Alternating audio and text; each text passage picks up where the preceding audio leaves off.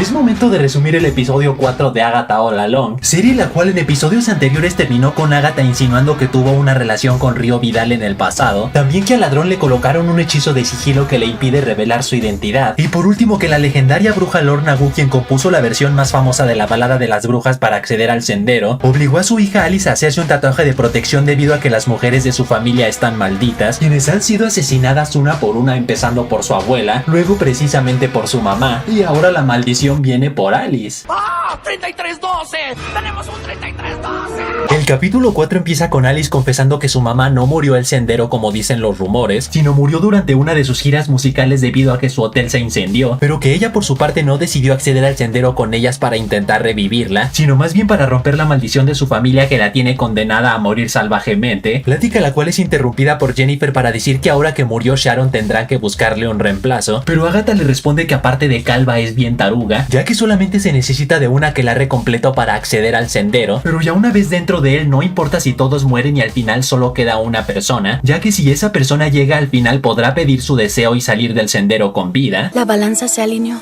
Tu corazón está lleno. Tu viaje ha terminado. Así que al el resto de las brujas darse cuenta que cada quien tendrá que cuidar su propio trasero, el ambiente empieza a ponerse tenso con todas culpándose por la muerte de Sharon, y al final llegan a la conclusión de que por más que el sendero no exija un reemplazo cada que un miembro de la aquelarre muere, eso no quita el hecho de que las habilidades de cada bruja son imprescindibles para pasar cada prueba, por lo cual sí o sí necesitarán de una bruja verde también conocida como la bruja de la tierra, así que las puercas llevan a cabo un ritual para invocar una directo al sendero, y se llevan la gran sorpresa de que esta surge del cadáver enterrado de Sharon, bruja la cual es nada más y nada menos que Río Vidal con un traje super sexy, quien las guía hacia la siguiente prueba que está dentro de una cabaña tenebrosa, la cual al igual que la mansión del episodio anterior que tenía una fase de la luna que representaba el agua, en el caso de esta cabaña tiene otra fase que representa el fuego, lo cual confirma lo dicho por Alice que la letra de la balada de las brujas son las instrucciones para atravesar el sendero, que en el caso de la estrofa aire, fuego, tierra y agua en hermandad, Jennifer ya representó el agua mientras que Alice representará el fuego. Y eso que decían que nunca iba a servir para nada. Así que ya una vez dentro de la cabaña, sus outfits mágicamente cambian a atuendos de estrellas de rock, mientras que la cabaña asemeja a un estudio de grabación de los años 70. La cuestión es que por más que Alice es la protagonista de esta prueba, las otras brujas también son torturadas mentalmente, que en el caso de Lilia es recordar la masacre de brujas que sufrió, en el caso de Jennifer se zurra aguado al ver una máscara con cuernos Mephisto confirmado, y en el caso de Alice se ve forzada a confesar que su mamá no solo se convirtió en estrella de rock por pasión, sino porque al querer acceder al sendero pero no tener un aquelarre de brujas, tuvo la brillante idea de usar a sus espectadores como su aquelarre improvisado, donde cada canción de sus conciertos tenía la intención de abrir el portal, plática la cual se ve interrumpida por un plan macabro de Agatha, el cual consiste en manipular a Río para confesar que su plan es provocar la muerte del aquelarre para apoderarse de sus cadáveres, solo que cuando las brujas se le iban encima, y honestamente quien no quisiera venirse encima de ella, el tarugo del ladrón reproduce un disco de vinilo ya que literalmente tenía un texto que decía reprodúceme, canción la cual resulta ser un recital que los maldice a todos, y al igual que en el episodio anterior empieza una cuenta regresiva, pero en esta ocasión a través de un metrónomo, donde no pasan ni 5 segundos cuando Lilia empieza a quemarse viva, luego mismo caso con Jennifer, y por último un viento huracanado saca volando al ladrón por los aires, extrañamente provocando mucha preocupación en Agatha, cual si en el fondo supiera que es su hijo y daría su vida por él, por lo cual Alice rápidamente usa sus dotes de bruja de protección para salvarles el trasero, quemaduras las cuales les dejan una marca en el cuello en forma de garra, misma marca la cual curiosamente también la tiene Alice pero mucho más antigua, lo cual las hace llegar a la conclusión de que todo el aquelarre tendrá que enfrentarse a la maldición de la familia Gulliver, así que Agatha tiene la brillante idea de tocar la versión de la balada de las brujas de Lorna Gulliver, ya que cree firmemente que su letra es un hechizo de protección y por lo tanto podría romper la maldición, y por si no tuvieron suficiente con los 79 musicales que tuvo la película de Joker 2, el aquelarre se avienta la balada de las brujas versión corrido tumbado, canto el cual provoca que la maldición encarne en una especie de gárgola con magumbos, por lo cual Alice canta con toda su enjundia hasta hacer las cenizas, muerte la cual provoca que el metrónomo se detenga confirmando que la prueba ha sido superada con éxito, cuando de repente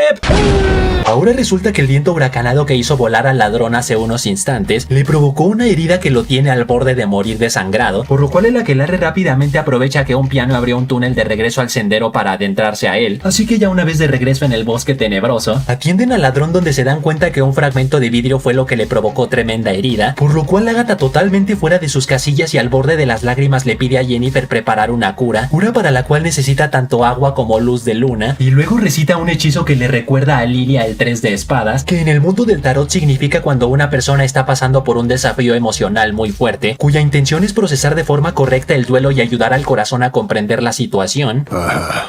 ¿y en qué libro leíste eso? En ninguno, Armani.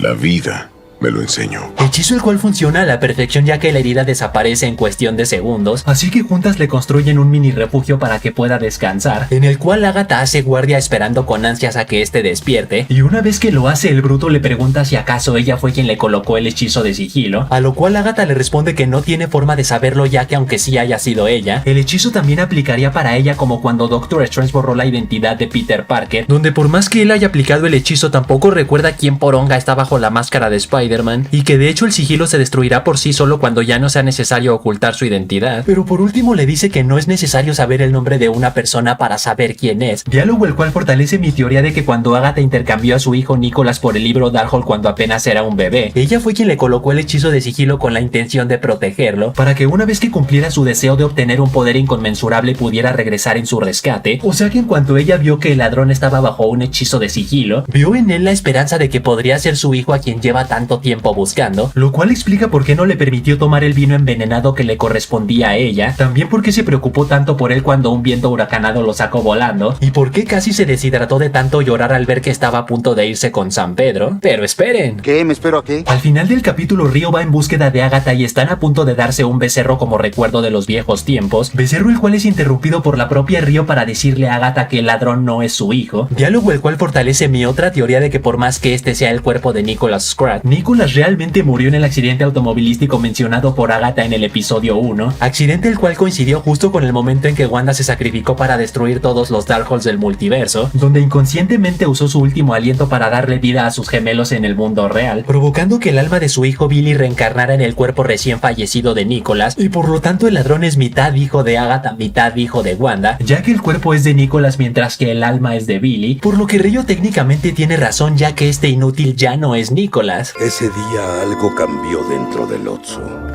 Algo se quebró. Así que hasta ahí, chavales, hasta ahí. Pon en los comentarios qué calificación le das a este capítulo del 1 al 10. Y recuerden que pueden seguirme en Instagram, donde publico noticias y tarugada y media. Y saludos para Alastor48, Carlos Dalavoz, Rivera39, Per17, El Dante, Tobías Alfredo, El Imán que dice: Killer, yo le vendo mi alma a Mephisto por casarme con Wanda. Esa chica está jugando contigo, Stark. Y Vladimir Cepeda que dice: Padre cielo, que estás en el nuestro. Padre cielo, que estás en el nuestro. Así que ya saben, manténganse fuertes, sueñen en grande, rápanlas, bro. Y nos vemos a la próxima.